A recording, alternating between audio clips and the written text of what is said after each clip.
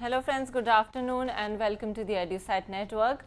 Our topic of discussion today is economic growth and economic development, and for this very lecture we have thus in our studio our subject expert Dr. Bharat Singh, Associate Professor, Department of Economics, Satyavati College Evening, University of Delhi.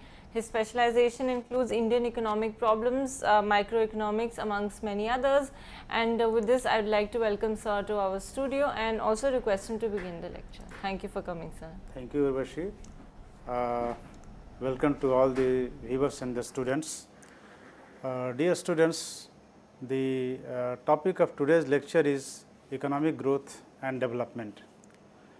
The topic of economic growth and development assumes a very high significance in today's world, and in fact the concept of growth and its achievement has been one of the most important objectives of any government during the medieval period of time also, because it is a fact that if any government, whatever may be the form of the government, if it is interested in increasing and maximizing the welfare of its fellow citizens, then the economic growth must be augmented. Without increasing the rate of income output and employment in any economy, how can the welfare of the citizens may be increased or maximized? That is the moot question. So, therefore, by the time the civilization has improved, advanced, and in a democratic setup of government, particularly in a system of welfare state, the concept and achievement of economic growth is very important because it is the accomplishment of the high rate of economic growth and development is directly linked to the maximization of the welfare and well-being of the people in general.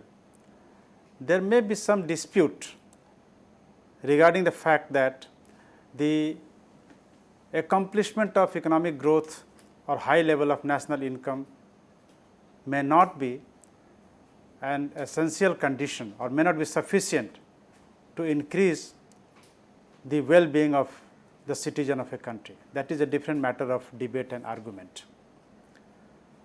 In today's lecture, we are going to focus on this concept of economic growth and development and how the economic growth and development is associated with the development of mankind, development of the people in general. Commonly speaking, from the point of view of a common man, the concept of economic growth and economic development are synonymous to each other. A common man hardly is able to distinguish between these two concepts. However, in economic sense of the term, these two terminologies are quite different from each other. Whereas, economic growth simply means the increase in national income, increase in output, increase in per capita income, so on and so forth. But economic development is a much wider concept. Different economists have defined economic growth in different ways. So, before we delve into detail of the distinction between these two terms and different factors of economic development, it is essential to throw some light on the definition put forward by different economists in this world. First of all, the famous economist Kindleberger, he defined economics in terms of increase in output, that if the output of an economy is increasing, it refers to economic growth. Similarly, according to Simon Kuznets, it refers to increase in output of different goods and services over a long period of time. So, Kuznets has added a time dimension with the increase in the output, that the increase in output should not occur for a short period of time, it should increase over a long period of time. That is referred to as economic growth according to Professor Simon Kuznets. On the other hand, Meyer, Baldwin and Vakil have defined economic growth as a process whereby the GNP of an economy increases over a long period of time. So, we find that there is much similarity between the definition of Kindleberger, Kuznets, Meyer, Baldwin and Vakil, particularly between the last two definitions that have been put forward by two important economists of the world. On the basis of these definitions, what may be the important features of economic growth in any economy of the world? The first is the increase in real national income. When we speak of a national income, it may increase in nominal terms, it may increase in real terms. When we measure or when we convert the nominal national income on the basis of say on some fixed base year, it is converted into real national income, referred to as real national income. So, for economic growth to occur, the national income should increase in real sense. Similarly, it also refers to increase in real per capita income, and this increase in real national income and per capita income should be associated with a modest increase in population. A high rate of increase in population will eat away the gain in national income, and consequently the real per capita income is likely to fall. Therefore, it is stated that the increase in national income, real national income and real per capita income must be associated with a modest increase in population growth.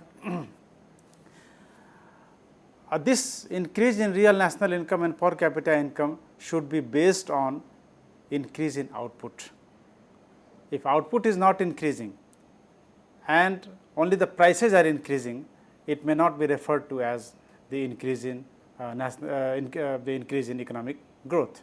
So, this increase in national income and per capita income should be on the basis of some increase in output of different goods and services. Next, this increase in national income and per capita income and a modest increase in the population should occur over a long period of time. A short period increase in national income, per capita income cannot be referred to as economic growth. On the other hand, economic development is a broader concept. While economic growth is relevant for a developed economy, economic development is more relevant for an underdeveloped economy. Here it is essential to understand this statement, that why economic growth is relevant for a developed economy. Economic growth is relevant for a developed economy in the sense that the developed economies have already achieved a high level of national income, per capita income, and they have also been capable of accomplishing different parameters related to development, different parameters related to socio-economic change, structural changes in the economy, society, politics, all these have been accomplished to a very large extent. So, on the basis of these accomplishments, they are just interested to increase their level of economic growth. This we will discuss in some more detail in the subsequent lectures.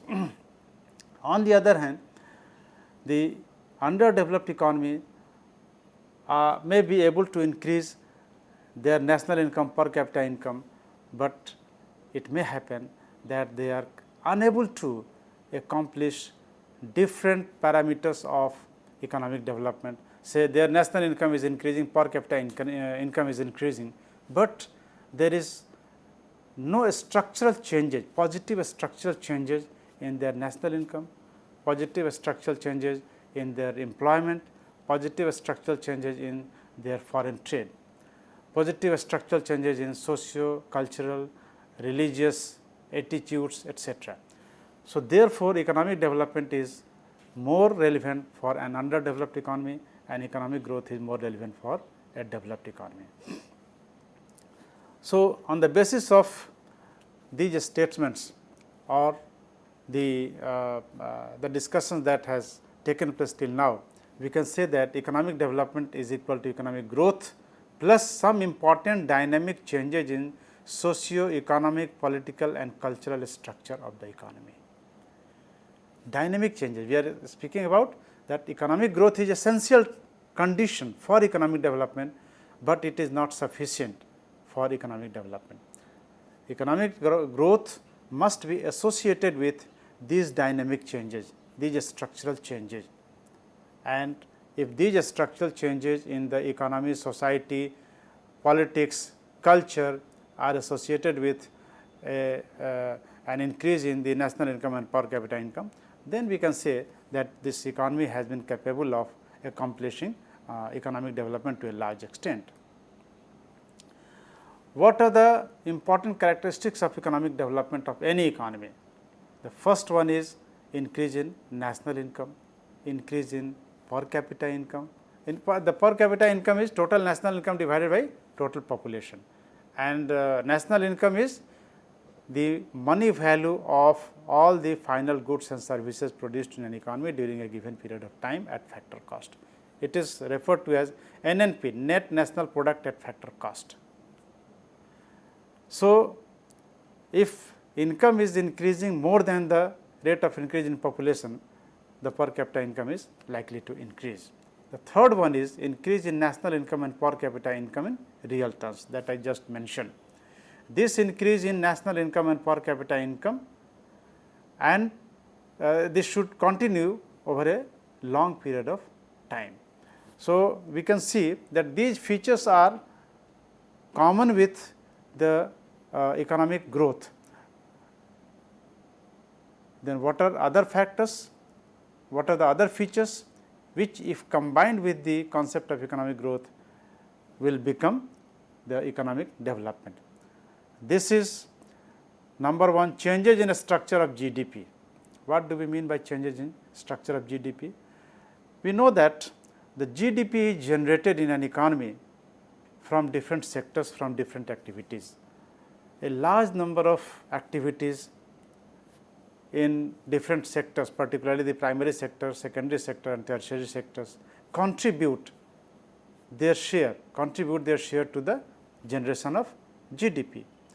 So, if the structure of this GDP is changing in favor of secondary sector, particularly the manufacturing sector, followed by services, and the share of agriculture and allied activities is declining, it can be said that a positive change in the structure of GDP is happening.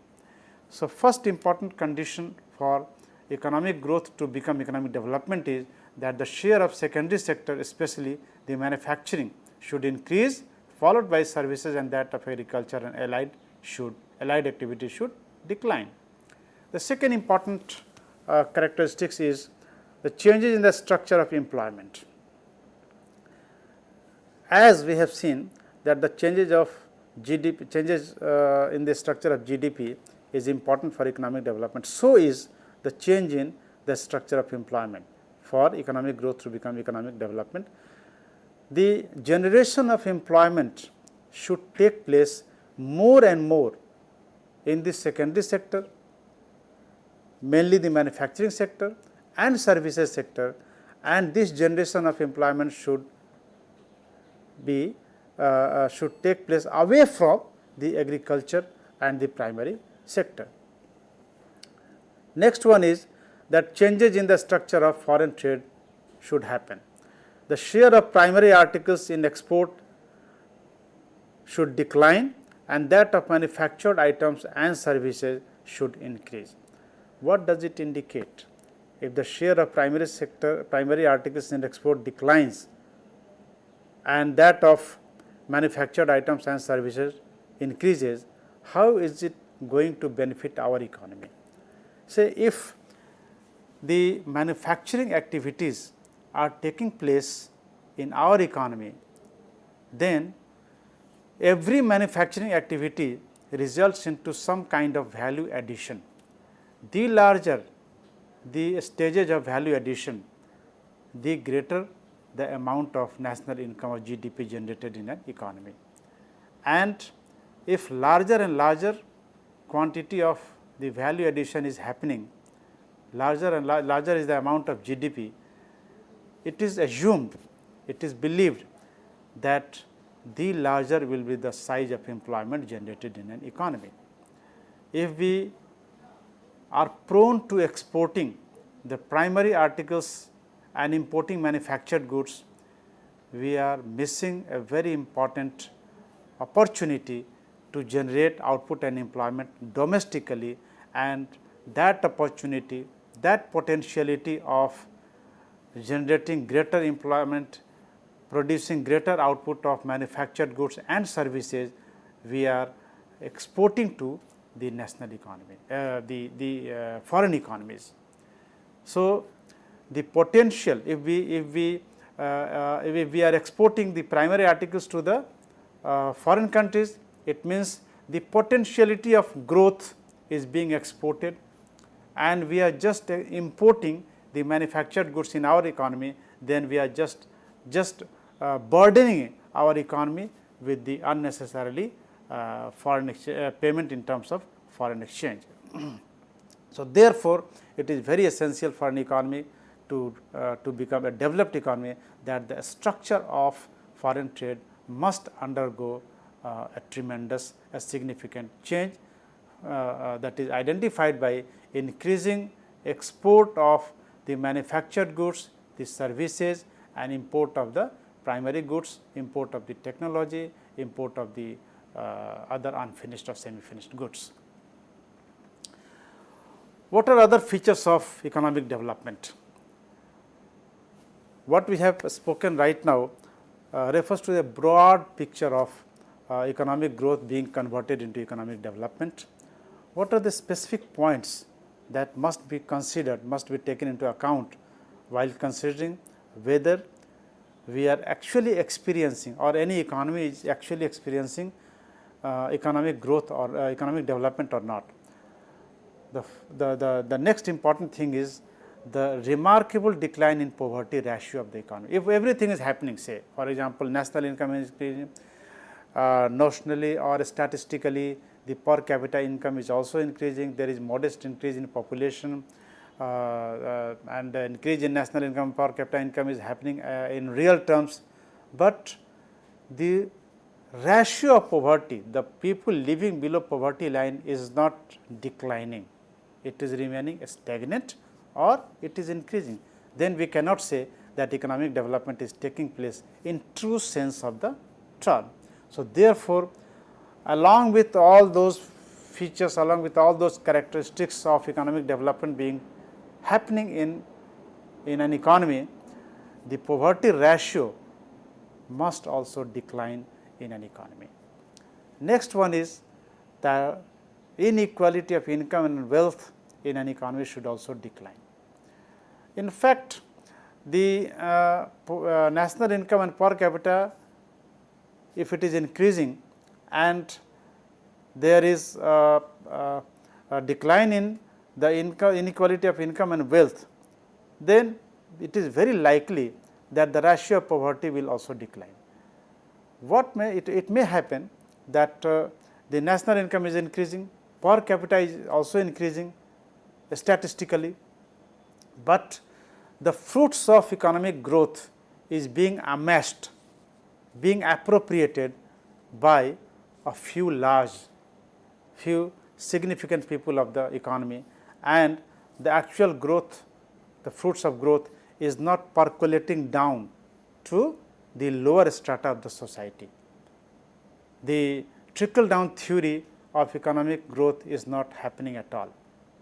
It is likely that the poverty ratio will continue to remain the same. So, therefore, economic development to happen in true sense of the term, the poverty ratio should decline and the inequality of income and wealth should also decline. Next important characteristics of economic development is that there should be increase in per capita consumption of energy and steel.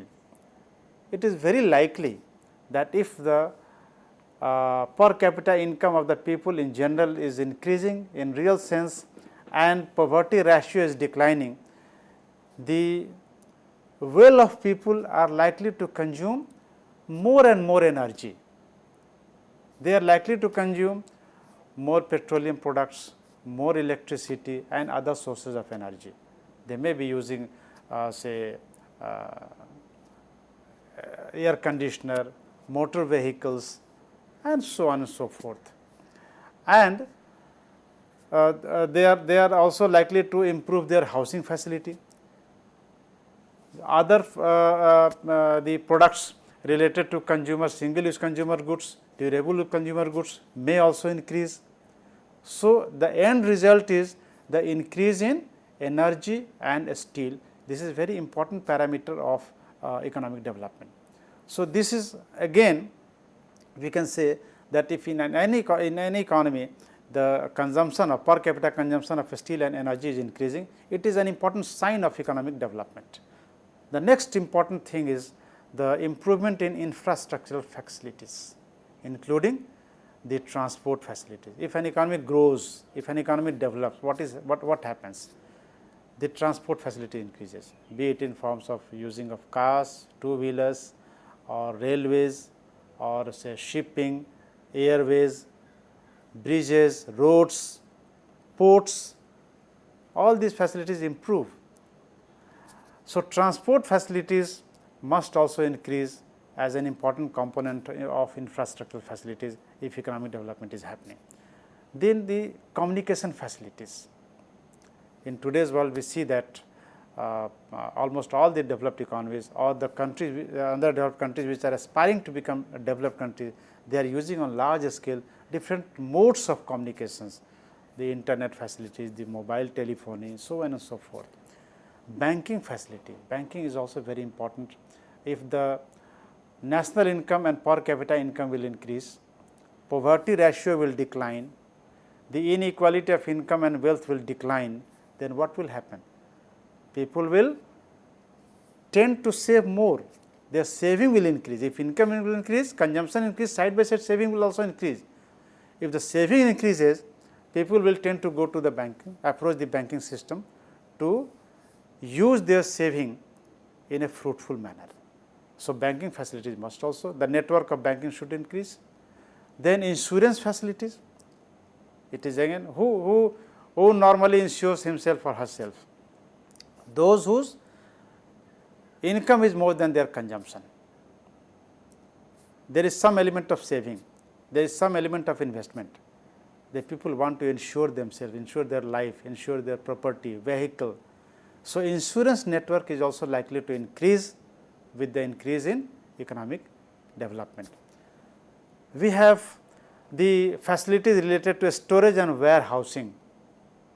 If agriculture production is increasing, there is marketable surplus of the farmers.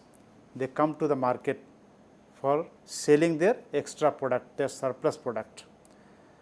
If this marketable surplus is of huge quantity, and in order to prevent those products from being rotten, from perishing, then we need large scale facilities related to storage and warehousing, cold storage, etc. For the other manufactured products also, non-farm products, we need huge quantity of large scale facilities of the storage and warehousing. If all these things are happening in an economy, these facilities related to transport, communication, banking, insurance, storage and warehousing cannot take place out of thin air. There must be some basis behind it. And what is that basis? The basis is increase in national output, increasing national income, per capita income, decline in poverty ratio and decline in income and inequality of income and wealth. So, this is very important indicator of economic development. Next one is your urbanization. What happens that when economic growth and economic developments are taking place, people in search of new kind of jobs move from rural areas to the urban areas, and as a result of, as a consequence of the increase in economic growth and economic development happening, different types of, a variety of job opportunities, a variety of say business opportunities emerge in the urban areas. So, people in large sizes flock from rural areas to the urban areas. This creates different types of facilities in the urban areas, and the result is large scale urbanization. So, if in any economy urbanization takes place at a very fast pace, it is an important indicator of economic development. Then we have improvement in the level of nutrition. What is happening to the nutritional level of an economy? Then we have improvement in the condition of public health system, sanitation and safe drinking water. In an underdeveloped economy, even if income is increasing, per capita income is increasing, but if it is not developed, if it is underdeveloped, we find the prevalence of malnutrition in the economy, and there is a large scale prevalence of different types of diseases, deaths due to malnutrition and poverty. The condition of public health, sanitation and safe drinking water is also precarious in a poor country, in an underdeveloped country. If an economy is improving fast on these parameters, then it may be said that economic development is essentially taking place in that economy. Another important feature is decrease in infant mortality rate and maternal death. Why infant mortality rate or maternal death rate is high in any economy? It is mainly because of malnutrition, lack of medical facilities, lack of primary health care facilities. These are all signs of underdeveloped economy, indicators of underdeveloped economy. If these parameters are improving, it is a sign of development taking place in an economy. Then we have remarkable improvement in literacy rate and level of education should also happen. Literacy and education is also an important parameter of economic development. Not only simple literacy rate and simple general education, but there should be increase in the supply of technically trained and professionally qualified manpower. In order to increase the supply of technically trained and professionally qualified manpower, the economy needs to set up various institutes, technical institutes and professional colleges, so that people are not devoid of the facilities of getting education and training in these institutes. Next important parameter or characteristics of economic development is the development of scientific outlook among the people in general. The people should be free from dogmatism and superstitions, and the inculcation, emergence and growth of scientific outlook among the people in general is very important for the educational advancement and advancement of an economy in terms of increase in output, employment and changes in the social attitude of the people in general. Then we have improvement in the status of women in the society. Then we have equality of opportunities. This is also a very significant parameter of economic development. Greater individual freedom, whether people have freedom of choice or not. Freedom of choice regarding movement from one place to the other, freedom of choice regarding their profession, their religion, their expression of opinion. All these are also important indicator of economic development. Or then with the increase in economic development, with the increase in economic growth and economic development being happened in an economy, what is happening to the environment of that economy? Whether we are also concerned about the existence of cleaner and healthier environment in our economy or not. This has emerged of late a very important indicator of economic development of an economy. An important economist, Professor Dudley Seers, has stated that in order to see whether economic development is taking place in an economy or not, we should ask three types of questions to ourselves or to that economy in particular. The first is, what is happening to poverty? What is happening to poverty? If the poverty is declining in an economy along with increase in national income and per capita income, then we can say economic development is taking place. Then the second important question is, what is happening to unemployment and what is happening to inequality. So, in a way we can say that Dudley Seers has put forth these three important questions related to the indicators of development, which is in a way a repetition of all those points that we have just now discussed. If all three variables, he was of the opinion that if all the three variables are declining in an economy, then it may be concluded with certainty that the economy has experienced economic development in true sense. Obviously, if the poverty is declining, if the unemployment is declining, if the inequality is declining, then with certainty we can say that economic development has taken place in that economy. Another important economist, Michael Todaro's views on economic development must also be mentioned here.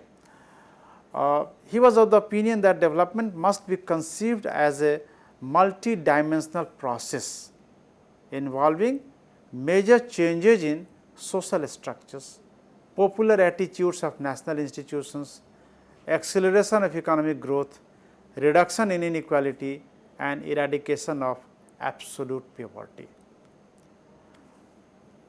Michael Todaro has emphasized both the economic as well as non-economic factors of indicators of economic development. That is why he has spoken about the changes in social structure, the changes in caste system, changes in religion, changes in your culture, changes in the status of women in the society. All these things must be visible, the visible changes must be there. Then popular attitudes and national institutions, then economic growth should be accelerated, inequality should be reduced and eradication of absolute poverty. Here absolute poverty has been mentioned in the sense that every citizen of that economy should be capable of meeting his or her basic needs related to food, clothing, shelter, education and medical facilities. This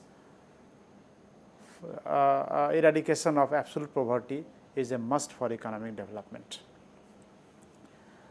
Then at this point it is pertinent to mention the three core values of development. These are the later developments of related to economic development, and these three core values of development has been put forward by an important economist, namely Denis Goulet.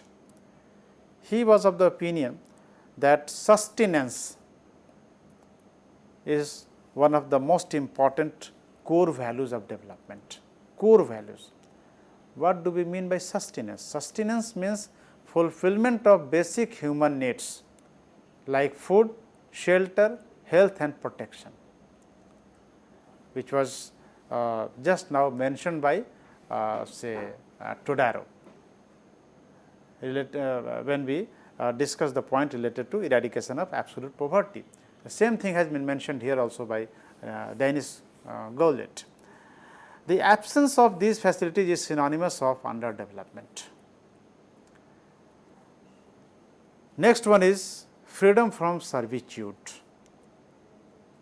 This in a way is freedom of choice.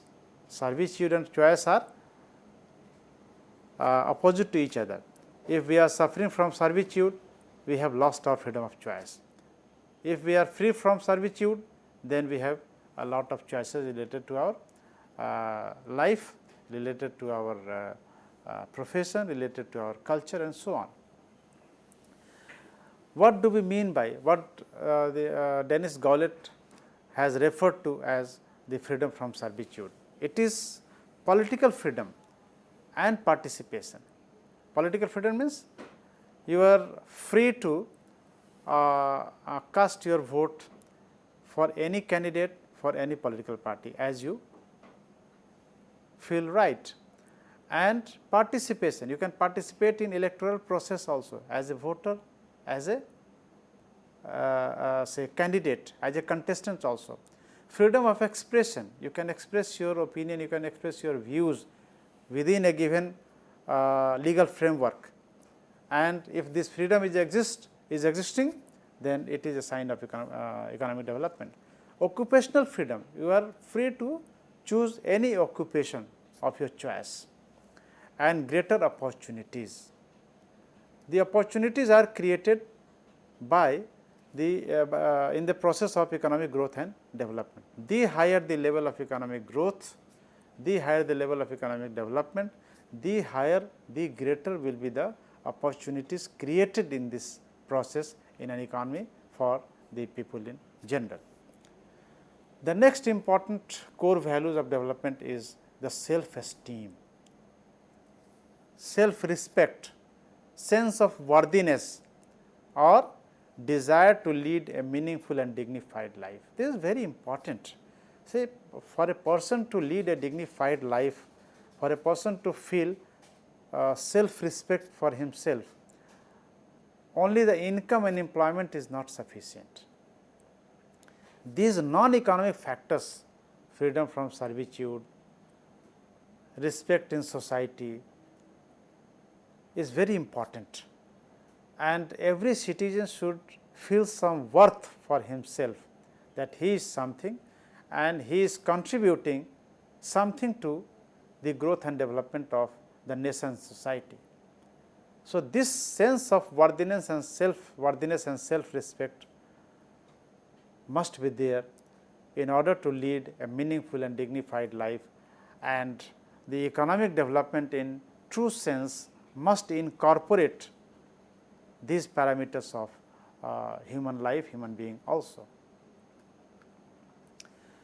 Now, after discussing in much detail the concept of economic growth and development, the question arises as to what are the different factors of development, economic development. What are important conditions that makes an economy developed or takes an economy to the faster to the path of economic development.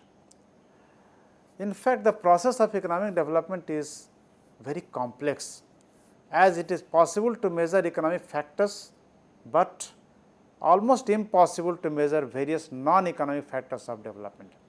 And we have seen earlier that indicators of economic development are both economic and non-economic in nature. So, therefore, we have mentioned here the economic factors and non-economic factors, and the problems associated with these factors is that it is easy to measure different parameters of economic factors, but rather impossible to measure different non-economic factors. According to Professor Narks, economic development has much to do with human endowments, how human being is capable, social attitudes, political condition and historical accidents. Capital is necessary, but not the sufficient condition of development. Very important quotation from Narks. If the manpower of an economy is not developed, if the level of human development is very low in an economy, it is very difficult to achieve a high level of economic development. How the human development can be progressed, can be achieved, or how the quality of manpower can be improved, how the human endowments can be improved. It is on the basis of, it is by providing a reasonable level of nutrition, literacy, education, training and medical facilities. So, a healthy, educated, technically trained and professionally qualified manpower refers to human endowments, and this is very important for economic development. Social attitudes towards economic development. Sometimes we hear that it is unnecessary to or it is worthless to gather so much of wealth and money. This is a negative attitude towards economic development, economic growth. We should try to increase our income, increase the income of the society and nation by all possible legal and reasonable and ethical means, because income generated by one person or output produced by one producer is going to benefit not only that particular person, but directly or indirectly the society and the nation as a whole. So, the social attitude of an economy, of a country, of the persons also matters a lot. Political conditions. In order to increase the industrial activities, the activities related to services, in order to increase the agricultural production and productivity, in order to increase the productivity of manpower in an economy, the politics of the economy matters a lot. If there are political uncertainty in the economy, if there is policy paralysis in the economy, it is going to hamper the rate of saving and investment in that economy, both domestically as well as from the global investors. So, therefore, political stability, political certainty ensures policy direction and a clear cut, visible and transparent policy direction results into the saving and investment to increase tremendously, which in a way is going to increase the national income and output of the economy. The historical accidents sometimes also affects the process of economic development of a country. Professor Narks mentioned that capital is very necessary for economic development, but it is not sufficient. Therefore, he says that capital is necessary, but not a sufficient condition for economic development.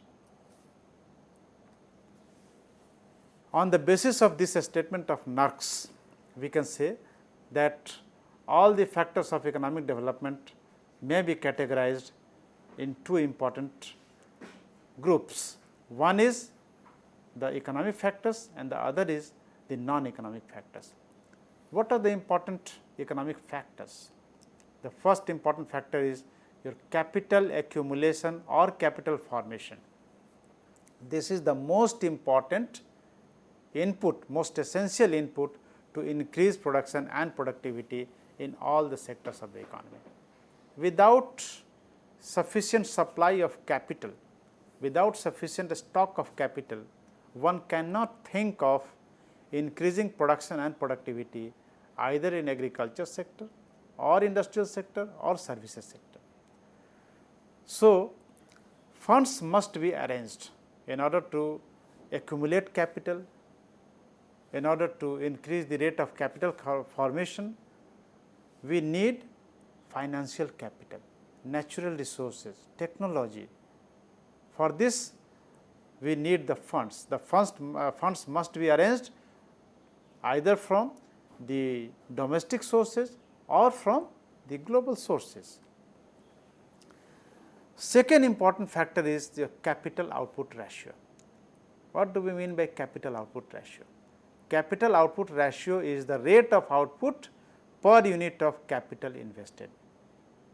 If I invest say 1 lakh rupees, how much output is generated out of investment of this 1 lakh rupees? The ratio of these two variables refers to as capital output ratio. So, it is a fact that the higher the capital output ratio written as K upon O, K for capital, O for output. The higher the K by O ratio, the lower is the economic growth and vice versa. If capital output ratio is low, economic growth is high. Capital output ratio is high, economic growth is low. This K by O is also determined by the level of technology. Technology, if the level of technology is very high, very advanced, modern, then automatically it reduces K by O ratio. Third important factor is your technology and innovation. Technological progress facilitates product diversification and improved quality of products at a lower cost. If we are using modern methods of production, up-to-date technology of production in any sector, in any field, then it has twin effects, twin positive effects. One is that the quality of product is better and the cost of production also declines. If the cost of production declines, the goods and services may be supplied to the consumers at a lower rate, resulting into increased demand for these goods and services, which will in turn in a cyclical manner will influence positively the investment activities, the production, employment generation and again production and so on and so forth. This positive cycle continues for a very long period of time. Next important factor of economic development is your infrastructure. This is in fact very crucial factor of development, because the infrastructural facilities are very essential in order to mobilize the natural resources, the capital, the technology, the manpower. And important infrastructural facilities which are essential for economic growth and development are the means of transport and communications, railways, waterways, airways, then communication, computers, mobiles, internet facilities. Then other important infrastructural facility is your network of banking and insurance and finance. In my earlier part of the lecture, I mentioned that if economic growth and development takes place, the income of the people increases, then consumption increases, side by side saving also increases. So, these banks, insurance companies and other financial institutions work as intermediaries between the surplus sector of the economy and deficit sector of the economy. Their main work is to mobilize funds from surplus sector to the deficit sector, and again this is likely to produce twin benefits for the surplus sector also and for the deficit sector also.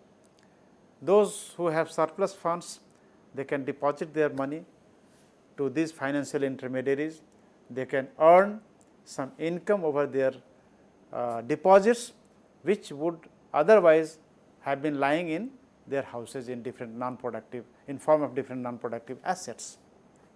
And on the other hand, the deficit sector, which is in need of the funds to undertake some investment projects, to undertake some productive activities, but they do not have the funds, but they are having the enough entrepreneurial capabilities, potentialities. These funds are transferred or given on certain terms and conditions to these producers and investors, and by using those funds they can contribute to the generation of income, output and employment of the economy. So, we can imagine to what extent these infrastructural facilities are playing so significant role in the generation of economic growth and ensuring economic development for the country. Then we have warehousing and storage facilities. This is another important infrastructure facilities. In order to preserve the perishable items, we need the storage and warehousing. There is time lag between the production stage and the consumption stage. So, this in order to preserve goods produced by the factories in between these two stages, the production stage and consumption stage, we need large scale warehousing and storage facilities. If these facilities are not available, then obviously the level of production, level of investment will fall drastically. So, therefore, this is again an important infrastructural facilities. Next important is roads, bridges, ports and irrigation projects.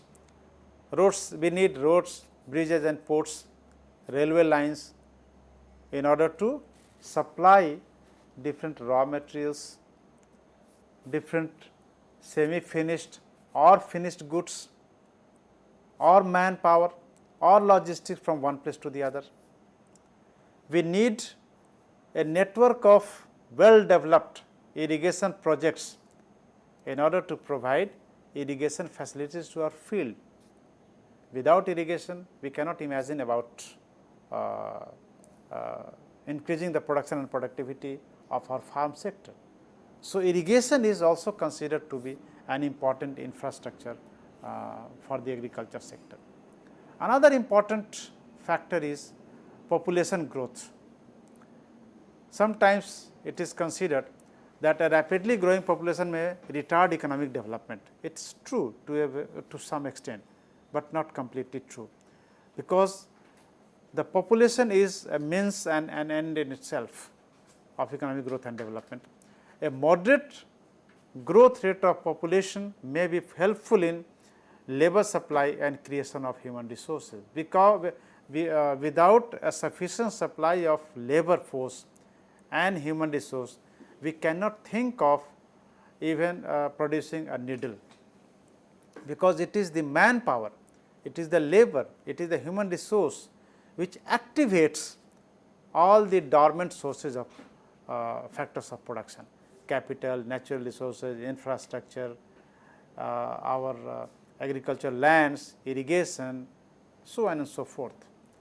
Next important factor is the natural resources. Abundance of natural resources may be very helpful in capital formation. It has been observed that historically the developed countries are also rich in terms of their natural resources. The larger the stock of natural resources of a country, the larger has been the rate of capital formation in that country, given a certain benchmark level of technology and the level of human capital. There are certain non-economic factors of economic development also. These factors are no less important than economic factors, as we have seen just now in terms of Professor Narks. These are, say, political factors. We need an stable, efficient and responsive government, especially the welfare government. The social and cultural factors, institutions of caste, joint family system, child marriage system, etc., affect adversely the economic development of a country. Thank you very much. Rest part of the lecture will be delivered in the next session also. Right. Thank you so much, sir. So, viewers, of course, there is more to look forward to. As sir said that this part of economic growth and development is going to continue in the forthcoming lectures. So, with this, we would like to take your leave, but not without thanking sir. Thanks a lot, sir, for this very interesting presentation, and thank you, viewers. Have a wonderful day. Thank you very much. Thanks a lot to all of you. Thank you.